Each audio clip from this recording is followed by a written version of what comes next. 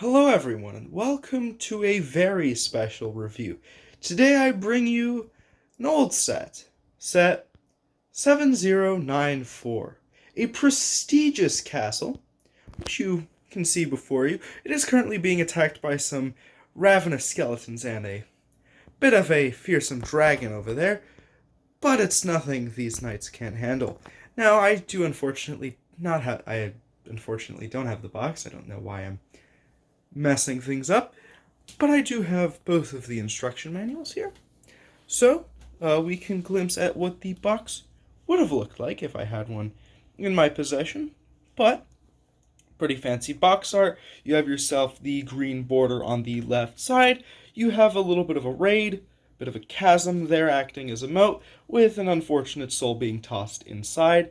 We have the banners, we have some projectiles being shot out, and an overall nice depiction. The inside of the book, it's pretty decent. I mean, it's nothing too special. You have a bit of a grayish background. You can see what you're doing. Nothing fairly special about it, but still pretty nice to see. We do have the Lego Castle logo. It has changed a bunch of times, going to Lego Kingdoms for one point in time.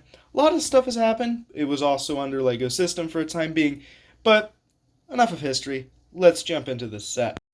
Now, we do get ourselves 10 minifigures in this set, which is absolutely fantastic. Some might say, well, the new one for 400 is definitely giving you more minifigures, but at the time this retailed for $100, so 10 minifigures, that's castle and one minifigure for $10. I think that's a very generous helping, specifically because you can have two sides fight it out. You know, you have a dragon to help with the raid, so you've got 10 minifigures and two animals. First up is going to be this here horse, which is pretty splendid in this blue armor, a little bit of that chainmail with some banners representing the golden crown on blue, looking very fancy. Meanwhile, our knight, a little bit more tame. You know, he's got a little bit more grayish color scheme with a shield that does resonate with that blue coloring, some of that gold on the outline, and then some gold on the shield, looking very nice. He doesn't get a plump, which is the little feather that you'd see on some other knights, but still a very fantastic. He's got himself a lance there to charge into battle, you know, knock some skeletons off of their skeletal horses if they have any, or just punch them into the ravine with the lance, of course. You know, they'll never see it coming. But underneath his little liftable helmet, which you might see in some of the more Lego City style builds. We can zoom in a bit to get a better look of his face, which is a bit more interesting because this is the earlier style of Lego faces where they were a bit more distinct. You know, the classic yellow head was a bit more different, and you know, it'd probably be best if I took off the helmet, wouldn't it? But we have some hair fading over at the top of the head, kind of rounding out, with a bit more of an aggressive expression as these knights are built for combat. You know, they thrive on it. And a little bit of a mustache that flows into a beard with a bit of a smug expression. They've been through a lot. They're ready to handle themselves. And, well, they've got enough armor to kind of keep themselves protective, so they've been through a lot of this, as given the fact that they do have themselves a wonderful chestplate with, again, that crown. It's a little bit of black with silver, with the back just being a rounded off edge. Nothing too crazy, but always nice. You know, that gives them a bit more of that muscular feel, which, you know, they need that. They need to be ready for combat. And, you know, they do have themselves an interesting print as well underneath. Because in the olden days, it was quite typical to just get yourself an armor piece on top of a chestplate and call it on the torso and call it a day. The rest of it is quite plain with just a cross section in black for their legs, and the rest of it. So if you just need some like monotone minifigures like in Everyone is Awesome, you know, some of the older knights actually did that pretty early on, and probably some other minifigures that I'm forgetting. But this is a prime example of that. But because I've spent 3 minutes talking on one minifigure, let's kind of just toss through the rest of them. Not that they're not important, but you know, we have only so much time. But before we do that, the horse can also be the armor can be taken off from the horse, revealing just a plain simple white horse, which you can also just have your knight ride on, or you can just use it as a part of a stable, you know, toss it in there, have a bunch of fun, and call it a day. Now, in a world of dragons, it pays to have some arrows at your side, keeping you safe at a distance, while also allowing you to take down larger foes, like a menacing dragon, for instance. Now, these knights here are a bit different, as they have torso printing for one, but they have themselves this smaller style shield. They don't need as much protection, but it's still good to have some. So they've got this pointed shield at the end, which rounds itself off with a square edge instead of the neatly rounded shield that we saw before. It still has the border of gold, the crown, and the blue, as you might expect, but in a smaller package. Now, they do also have the larger style longbows, which in my opinion, are much better than the crossbows because they really give you that sense of authenticity that sometimes you feel that sometimes is lacking in the more crossbow style bows. So I think it's a nice choice. In addition, for this set, we do have these darker naval blue patches for their arms, as well as some dark gray there for their legs, with a black intersection for their legs as well. Now, unlike the previous knight, they are a little bit less armored. They have their simple chainmail. They have a little bit of leather straps so that they can carry their quiver on the back. But aside from that, they have themselves a crown that's holding up their belt together, as seen. It might be a little bit hard to see, but they do have the crown there on them. And they have these rounded off helmets so that you can't really see their eyes unless they're lifted up. They go all the way around, and they give them adequate protection. Maybe not from concussions, but we haven't seen it happen yet. At least I don't think. Now, both of these head prints are quite special. The one on our left here has a bit of a low cut, or to some degree, haircut of sorts, which has a little bit of hair just showing at the top there, in a bit of a brown coloring, with a scarred face underneath the left eye, with a bit of a smug expression, which again, a small black beard. Meanwhile, on the right, we have a bit of a happy expression. Nothing too crazy, but turn him around and all of a sudden he's in a desperate panic, trying to get out of the way as soon as possible. So, probably not the best fit, but the king is desperate at the moment. So, realistically, if you have yourself a shield or anything that resembles that could probably put you in the field of battle, you might as well join in if you want to fight dragons, that is, because otherwise you probably won't be a good fit. Now, and finally, for the King's Court is going to be our single-bladed heavy Axment. Now, the reason they are heavy and not just light is because they have a bit of a longer stem to them, or just stick that holds them up, so you have a little bit extra range. But we're not here to discuss military weaponry, we're here to discuss LEGO minifigures, and again, they have a problem falling over, as usual, you can't be too certain. They've got heavy edges, they're going to be falling all over the place. But, if we had some decent training, which we don't, we probably would have a better time. But no, they have the same shield as we saw earlier, but their outfits do differ in the fact that they do have the same legs as we saw on the cavalrymen, but this time they have a little bit of a different armor piecing, where they have a bit of chainmail, like the archers do, but they have a bit more cloth around the sides, given the dark blue. They have a bit of a smaller belt, nothing as fancy as the rangemen, because you want to conserve at least some of your valuables inside the castle rather than sending them out to perish on the battlefield. But they also do have a crown logo, this time instead with a bit of a handkerchief bandana style armor plating, which is more so to the resemblance of the cavalrymen sitting up above their neck, probably protecting their neck from decapitations while they themselves are committing decapitations. It's a vicious cycle in the medieval era. But underneath their pikeman-style helmets, which just kind of wrap around the back with a point at the top, you can see two very different faces from the ones that we've seen before.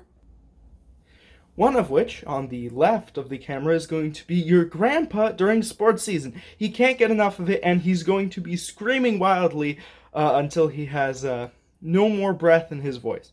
While on the right, we have a bit of other man here. He has a bit of black flowing hair and a little bit of stubble, a little bit less excited about the whole vicious murder part of being a knight and all.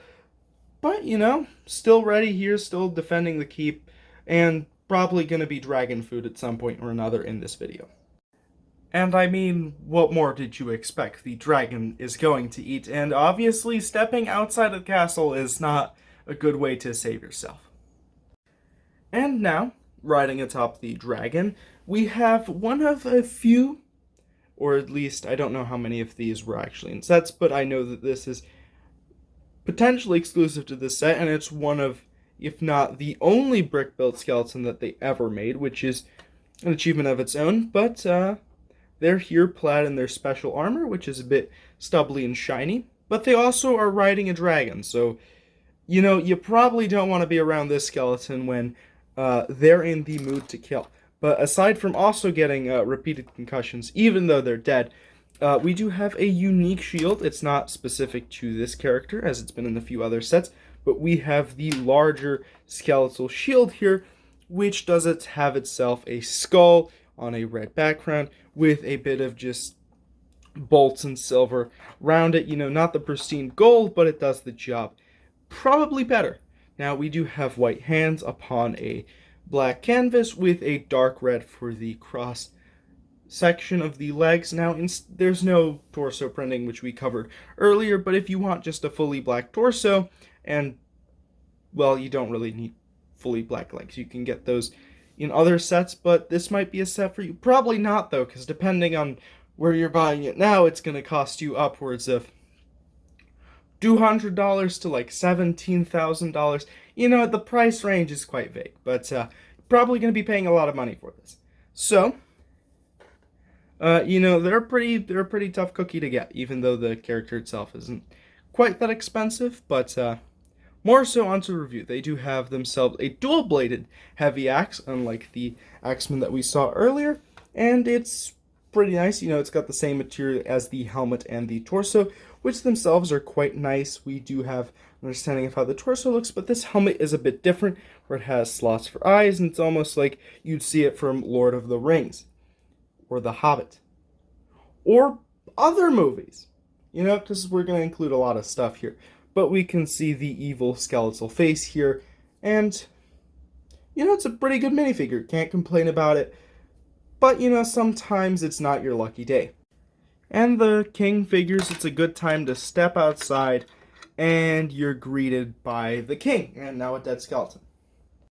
Now, the king is not one for closing doors, but they do know how to bring exclusive outfits on the table, because the special part about this king, in particular from this castle, is that they have a unique torso compared to other king minifigures from the same line. I'll show you in just a second, but let's cover this one first.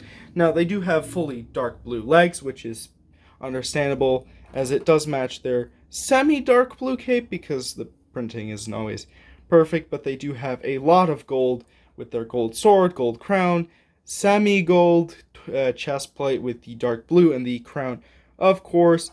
Their head, very unique. They've got this golden gilded mustache, beard, and just sideburns as well. It's really hard to tell, or they could just be running locks. Who knows? We're not going to question him, because he's probably going to send this to the guillotine. But we have more to cover, because underneath all of that armor, cape, is basically what I would best presume is like a Viking barbarian style armor piece, where you've got all these straps, you've got all these cylindrical kind of bearings that hold everything together, a chainmail underneath, and the back we don't really talk about the back, but the front, if you're not wearing this armor, it's gonna look great. You can have yourselves a battle ready king, or which also looks nice and has some regal attire with more of like a robe kind of structure, and someone who's ready to rule, and they have leg printing, which is definitely a surprise. But I think we would all prefer to have the barbarian king, who's, granted, probably not going to do some great things, and we probably don't want him on the throne, but he's going to look good doing it. So, take that as you will.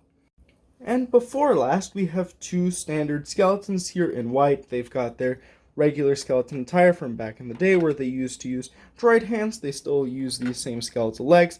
They are very flimsy, so if you move them for about a second, you are just going to have them falling all over the place, like we've seen, just to a whole new degree. So it's not advised, but this one has themselves a mace or a ball and chain, who knows. But the other type of shield variant is this smaller circular shield here, where you have yourselves your skeleton, as we saw before, with a little bit of that red showing, and then just a full circular border for the shield. Both of these have one, but this is more of a Grim Reaper style skeleton, which has himself a little bit of a Grim Reaper scythe to chop it away at any unsuspecting knights.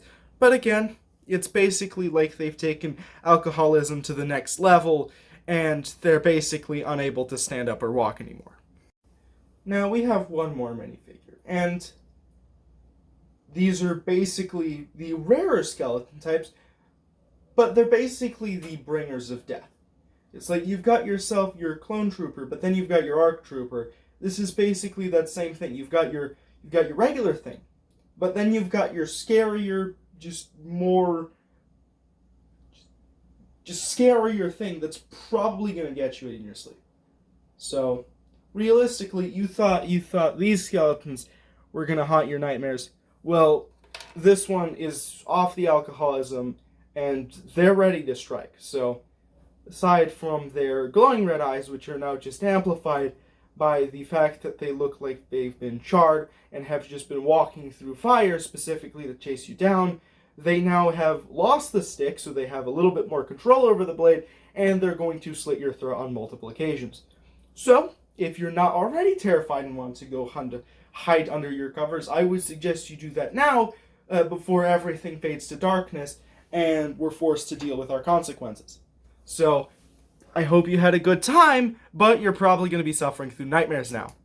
So, have fun! Goodbye! Now, I think the video feed cut out a bit or something weird happened, but anyways, we still have a whole dragon and a castle to cover. So, you know, we've still got a lot. Now, this is definitely one of those dragons where you look at it and you're like, wow, that's a cool dragon. Can I get one? Yes, that's going to be $100, which that's a lot of money for a dragon. It's just an absurd amount. But hey, it's right here. So, let's talk about it. Now, like the other dragon that is red and fighting an ATST with some ogres, trolls, giants, they're there, they're doing their thing. But, you know, breathes fire. You can put one of these specially designed fire pieces of old, where it has two, if it would come out, thank you. It has two of these little clips that allow you to attach it inside the dragon's mouth so that it stays there and you can actually have it breathe real fire. Now that I'm doing this with one hand, it didn't want to come out, and now it doesn't want to come back in. So, aside from its razor-sharp teeth, which is going to chew through anything, and the fire, which is going to burn through anything, it's just got this black and red color scheme with these basically demon-like eyes that are going to stare you down and then hunt you down. So, you're basically out of luck either way. Some red horns not helping you in the slightest, with a color palette that's also just this red black with all of these red claws, which are just going to tear away. Whether it's blood or just red is a good question, and probably one that you'll find out on your deathbed, because it's probably going to kill you.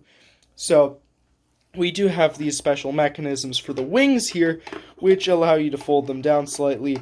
I would advise being careful with these mechanisms because they are a bit flimsy and sometimes can break on you, so I recommend being careful.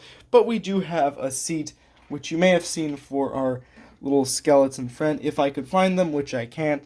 But if you want to put any minifigure, it doesn't have to be the Skeleton of Death, on here you can, and they can ride along, bringing more death. So if you wanted to bring more death upon more death, and realistically you can't stop saying death in this video, then this is the set for you. But we do also have a tail with a little bit of a point. Now some of these pieces are going to be exactly the same for both dragons. This one's a bit special because I actually did change out the wings so they're on a bit of a ball point, so you can move them a bit more than this one, but hey, subtle differences. It doesn't really matter. That one's having some technical difficulties of its own anyways. But I think it's finally time that we take this apart and take at it from pieces. So, of course, we've got ourselves some shields. We've got two of these larger ones that we saw on either side of these little card towers with one smaller one in the center. Now, you can, of course, just take these off and use them on your knights, which is a good idea. You know, extra shields. You're not using this castle. You've got extra shield for your army, which is always great. You've got some of these larger pikemen here, which you can use on your minifigures as well. You can use them with or without the flag, so you have a little bit of extra weaponry. We have some fire here on either side, just adding a little bit more aesthetics on either side. And we also have these mini catapult launchers here where you can use these wooden pegs here to kind of just fire them out, blast them at skeletons, and miss horribly. So you've always got that option. We have a little bit of greenery out the front with these moss rocks and just kind of a little bit of leaves. And then we also have our little bit of a bridge. Nothing fancy about this bridge, it's just a few chains, a little bit of black, a little bit of brown, and you've got yourself a bridge. We also have ourselves a little bit of a gate. Some later castles have better variations of this, but it is still pretty early on, so it does make sense that it's pretty bare bones. We have some lions in the corners here, just kind of adding to the little aesthetic. Going up, we have ourselves a few mechanisms. For one, we can lift up the bridge by pulling this down, and you can lift it to a degree, so it is just about not tall enough. You can probably just have someone yank it down. It's not going to work best, and they're probably going to fall down, but you can try. You know, there's nothing stopping you. There is also this little lever where you can just kind of lock it in place, I guess. It's really one of those things that does make you question what it is for. It's probably a stopping mechanism, but who knows for sure. We also do have one more feature that's just on the front gate itself, and I've basically ruined it, but you can, if you probably recommended to do a lot of these things with both your hands instead of just one, but if you start lifting the gate, which is a bit difficult at the current moment, you can eventually, with some difficulty, lock it a little bit in place so that you can have it open. Now, this is a treasure room that I've added with a bunch of stuff, so ignore that, but we do have two little smaller towers where you can just shoot out the side. You're probably just going to end up hitting the spear at the front, but, you know, I'm not the designer of this castle, so realistically, the architectural problems are not on me. But we do have a little bit of a barrel in here with some gems and a little bit of a cup, so there's a little bit of a resting area, you know, a bit of a storage area like this one. So the front gate section does have a little bit of fun stuff that you can do with it, but of course it's only a part one of a few for this set because there are 4 different sections of the castle. So let's get on to the next one. Next up, we do have one of our corner walls, which does have a sticker on it on either side, which is just these brick patterns, you know, giving it a little bit more texture than it has, because aside from these windows and the little moss boulder, there's nothing really too much going for it, except for the large catapult at the top, which, you know, it's helpful that it's on one side and you can start flinging it around and trying to hit the dragon, but, you know, it's probably not going to work out too well. You do have a little bit of ammunition for it on the side, which you can store on the walls. Plus, you can have some archers on the walls, so it helps. You have a little bit of space on either side with a weapons rack if you want to make one of your melee or ranged characters here into a spearman, pikeman, or if you just want to make them some swordsmen, because, well, you want to have a little bit of diversity in your army instead of just having axemen and archers. Makes sense, you know, good to have some extra weapons, especially in a castle where you're probably going to want to have more troops, just overall more fun stuff to do. Now, the largest and technically 2 sections, but they're basically connected as one due to this, like, upper archway, is going to be the 2 tallest segments, because we do have the main keep here, and also a secondary rear tower here going up so that you can have this archway. Now, starting from the top, we do have ourselves some flags, which you have to be careful at some point because they are going to be a bit flimsy. We do have ourselves a little bit of a crossbow, so if anybody gets close enough, you can start shooting them. Or if the dragon's right in front of it, you know, you have a potentially lucky shot. We do have underneath it 2 more of these fine shields, which, you know, just having a bit more stuff is always good. On the top level, we do have the main treasure here, which is included in the set, which is just 4 gems, always pretty nice, you know, having a little bit of extra wealth in your castle. Next to that, we have a torch and a little bit of a side tower. Nothing too special. You can fit a minifigure there, so always nice. Plus, you have a little bit of space behind the chest to store more minifigures with this archway leading up to a different secondary tower with also another flag. So you have a little bit of room up here to have some extra archers in case you want to have a second layer of protection, and you actually have those units because your castle isn't poor. So, moving down, we have this prison block here, which you can access from the back, just turning it around, or just going around, depending on your circumstances. You can lift this down, a little bit of a chalice there, but you can put this back and just store either some treasonous troops, or some skeletons if you manage to catch them. So always pretty fun. Moving down, which you can't really do from up there, but hey, we have this little side balcony here, which doesn't really do too much. We do also have a staircase down, and outside this wall, we do have ourselves some more of that stickering. We have ourselves a few windows, but we also have a fake wall, which we can toss out or toss in and kind of just break apart. Have a little bit of fun. It's probably intended that you lift this up and just take it out, but or slide it out. But hey, I broke the feature, so you know, it's there, the skeletons get in, and you're not going to be having a good day for much longer.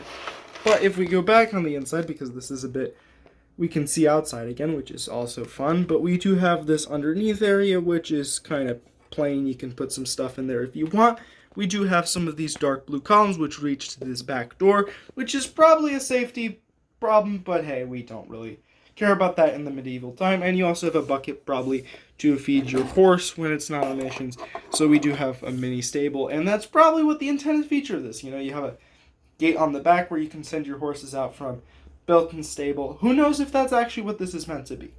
Because I for sure don't. We also do have some smaller little wall pieces, but those don't really matter in comparison to the throne room, which again has some torches, a little bit of a chair which you can take out. You can of course sit the king in there.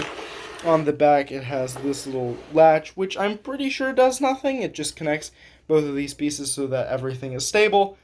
But there's not much room in the back, so the dragon can probably sneak up from behind, burn the throne, and the king is gone. Not the way that you probably want to end your legacy, but hey, sometimes it happens like that. But now that this castle is a big mess, we probably have just the remains of a war zone over here, and the dragon is off plotting something else near the troll's castle. I think we can call it a day and say that, well, aside from secret crossbows, which you can also put on the side, you know, secret crossbows always happens.